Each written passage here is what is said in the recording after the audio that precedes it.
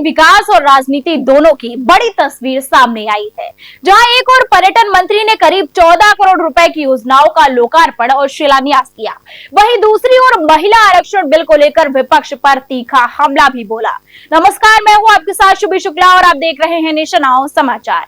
इटावा में नुमाइश पंडाल के पास स्थित बुद्धा पार्क उस समय चर्चा का केंद्र बन गया जब उत्तर प्रदेश सरकार के पर्यटन एवं संस्कृति मंत्री जयवीर सिंह यहां पर पहुंचे।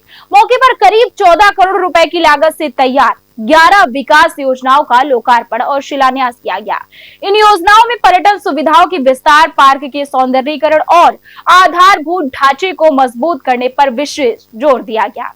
कार्यक्रम के दौरान मंत्री ने कहा कि प्रदेश सरकार पर्यटन को बढ़ावा देने के लिए लगातार काम कर रही है और इटावा जैसे शहरों को भी पर्यटन मानचित्र पर प्रमुख स्थान दिलाने की दिशा में प्रयास किए जा रहे हैं। उन्होंने कहा कि इस तरह के विकास कार्यों से न केवल स्थानीय स्तर पर सुविधाएं बेहतर होंगी बल्कि रोजगार के नए अवसर भी सृजित होंगे। बुद्धा पार्क का विकास इटावा की पहचान को नई दिशा देने वाला कदम साबित होगा। कार्यक्रम में प्रशासनिक व्यवस्था भी चुस्त नजर आई। जिलाधिकारी शुभ्रांत कुमार शुक्ला और वरिष्ठ पुलिस अधीक्षक ब्रजेश कुमार श्रीवास्तव ने मौके पर पहुंचकर व्यवस्थाओं का जायजा लिया और सुरक्षा व्यवस्था को लेकर आवश्यक निर्देश दिए। लेकिन इस कार्यक्रम में सिर्फ विकास की बातें नहीं हुई बल्कि राजनीतिक बयानबाजी भी खुलकर सामने आई है। कार्यक्रम के बाद मीडिया से बातचीत में मंत्री जयवीर सिंह ने महिला आरक्षण बिल को लेकर विपक्ष पर तीखा हमला बोला। उन्होंने आरोप लगाया कि विपक्ष इस महत्वपूर्ण बिल को पास कराने में बाधा डाल रहा है, जबकि ये महिलाओं के सशक्तिकरण के लिए लाया गया है। उन्होंने कहा कि आमतौर पर देश हित के मुद्दों पर सत्ता और विपक्ष साथ खड़े होते हैं, लेकिन इस बार विपक्ष का रुख निराशाजनक है। मंत्री ने समाजवादी पार्टी पर इशारा साधते हुए कहा कि पार्टी के संस्थापक ने भी अपने समय में महिला आरक्षण बिल का विरोध किया था और अब उसी परंपरा को आगे बढ़ाया जा रहा है। उन्होंने इसे महिलाओं के अधिकारों के खिलाफ बताया है। इसके साथ ही उन्होंने यह भी कहा कि कुछ लोग अल्पसंख्यक महिलाओं को अलग से आरक्षण देने की बात कर रहे हैं, जबकि भारतीय संविधान में धर्म के आधार पर आरक्षण का कोई प्रावधान नहीं है। उन्होंने इसे जनता को भ्रमित करने की कोशिश बताया।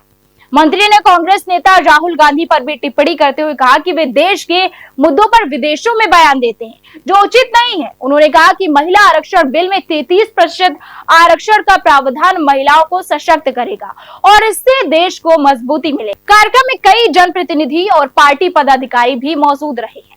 उन्होंने सरकार की योजनाओं की सराहना की और इसे विकास की दिशा में बड़ा कदम बताया।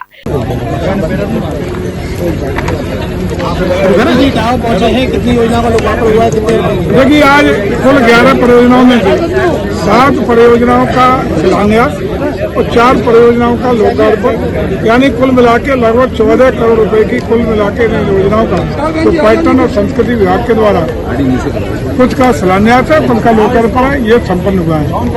और अभी पिछले 4 साल की अगर बात करें तो इन 4 सालों में इटावा जनपद को पर्यटन और संस्कृति विभाग की ओर से लगभग 24 करोड़ रुपए की परियोजनाओं को हम लोग यहाँ दे चुके हैं, जिनमें से कुछ काम जारी है, कुछ पूर्ण हो चुकी है और कुछ पे और शिलान्यासित होकर के अब धरातल पर उतरने में सफल हो गए। ये जो शिलान्यास हो तो कितनी लागत की परियोजना है? 14 करोड़ रुपए की। आज जो शिलान्यास और लोकार्पण दोनों का कुल मिला के 14 करोड़ दोनों का। इको टूरिज्म को लेकर क्या कहेंगे? इको टूरिज्म इसलिए हमने बनाया है कि चूंकि कोरोना काल के बाद लोग स्वास्थ्य के प्रति अवेयर हुए हैं, जागरूक हुए हैं, सभी चाहते हैं कि स्वस्थ रहें और पर्यावरण के साथ जुड़ें, प्रकृति के साथ जुड़ें। इसी के दृष्टिगत आदरणीय मुख्यमंत्री की अध्यक्षता में इको टूरिज्म बोर्ड गठित हुआ है, जिसका नोडल पर्यटन विभाग है। उसके द्वारा हमारा एक IAS अधिकारी उसका डायरेक्टर बना करके पूरे प्रदेश में जितनी भी प्राकृतिक स्थल है उनको कनेक्ट करने के लिए, वहाँ कनेक्टिविटी देने के लिए, वहाँ इंफ्रास्ट्रक्चर डेवलपमेंट के लिए तमाम योजनाएं बना करके हम लोग डेवलप करके जन उपयोग की बना करके सौंपने का काम कर रहे हैं। नारी शक्ति वंदन अधिनियम का आगाज मोदी जी ने किया है, अखिलेश कह रहे हैं कि मुस्लिम महिलाओं को आरक्षण दीजिए, क्या प्रतिक्रिया आपकी? देखिए, हिंदुस्तान के संविधान में कभी भी किसी को भी जाति और धार्मिक आधार पर आरक्षण नहीं दिया सकता, पहली बात। नंबर 2, महिलाओं को, जिसमें महिलाएं क्या उसमें चाहे मुस्लिम हो चाहे हिंदू हो, किसी वर्ग धर्म की हो, उनको 33% बढ़ी हुई 50% सीटें बढ़ेंगी। कुल मिला के बढ़ी हुई सीटों में चाहे विधानसभा की हो या लोकसभा की हो, उसमें 33% आरक्षण महिलाओं के लिए निश्चित किया गया है।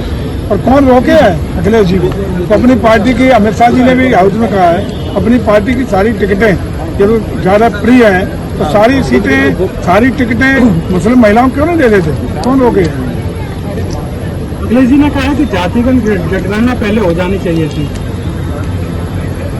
देखिए, आज 2011 की जनगणना हमारे सामने है, उसी के आधार मानते हुए हम लोग 2019 से पहले इसको लागू करके 2029 को देश का और बेहतरीन प्रदर्शन हो, महिलाओं को देश के उत्थान में, देश की राजनीति में, देश की सरकार चलाने में महत्वपूर्ण भूमिका मिल सके, इसके लिए 2029 में महिलाओं को मजबूती देने के लिए, ताकत देने के लिए, शक्ति प्रदान करने के लिए ये सारे बिल लाए हैं। और मुझे लगता है कि सारे लोगों को इसका समर्थन करने का काम करना चाहिए। संसद में प्रधानमंत्री मोदी जी ने कहा कि अखिलेश जी हमारे मित्र हैं, समय समय पर मदद करते हैं, सब किस तरीके से देखा जाए? तो निजी दुश्मनी नहीं होती। निश्चित रूप से जो भी संसद में बैठे हैं तो उनका सबका दायित्व है कि राष्ट्र हित के मामले, राजनीति से दूर हट के, जिसमें देश की भलाई हो, उसमें सारे मित्रवत मानसिकता के तहत सहयोग करने का काम करें। कुल मिलाकर इटावा में एक और विकास की सौगात दी गई तो दूसरी ओर महिला आरक्षण बिल को लेकर सियासत भी गर्माती नजर आई।